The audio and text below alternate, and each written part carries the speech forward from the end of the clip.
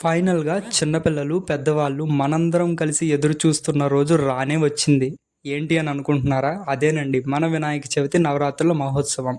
హిందూ ధర్మంలో ఏ పండుగ జరిగినా కూడా పిండి వంటల దగ్గర నుంచి పూజా విధానం వరకు దాని వెనకాల ఖచ్చితంగా ఒక శాస్త్రీయత అనేది దాగి ఉంటుంది.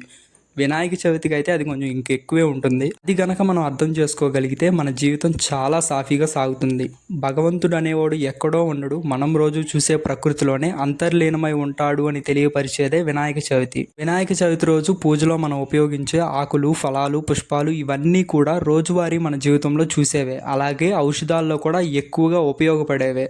ఇక పిండి వంటల విషయానికి వచ్చేస్తే వినాయక చవితి అనేది భాద్రపద శుద్ధ చవితి రోజు వస్తుంది. అంటే వర్షాలు ఎక్కువగా పడే కాలం అన్నమాట. ఇలాంటి సమయంలో విషజ్వరాలు ప్రబలే అవకాశం ఎక్కువగా ఉంటుంది. కాబట్టి నూనె వస్తువులు కాకుండా ఆవిరితో ఉడికించిన కుడుములు తింటే ఆరోగ్యానికి చాలా మేలు చేస్తాయి.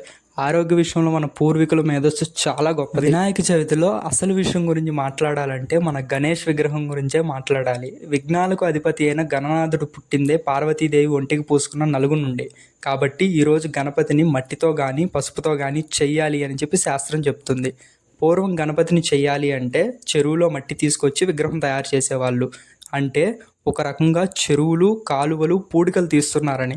ఎంత గొప్ప ఆలోచన కదా. వినాయక చవితి అనేది కేవలం హిందువుల పండుగ మాత్రమే అనుకుంటే తప్పే. ఎందుకంటే ఈరోజు పూజలో ఉపయోగించే పాలవెల్లి దగ్గర నుంచి పాలు, పూలు, ఫలాలు అమ్ముకుని కొన్ని వందలాది కుటుంబాలు, ఇతర మతాల వాళ్ళు కూడా బతుకుతున్నారు. ఇంత విజ్ఞానంతో కూడిన అంశాలను ఒక్క పండుగలో ఇమిడ్చి మనకు అందించిన మన పూర్వీకులకు మనం ఎప్పుడూ రుణపడి ఉంటాం. మీ అందరికీ కూడా వినాయక చవితి శుభాకాంక్షలు.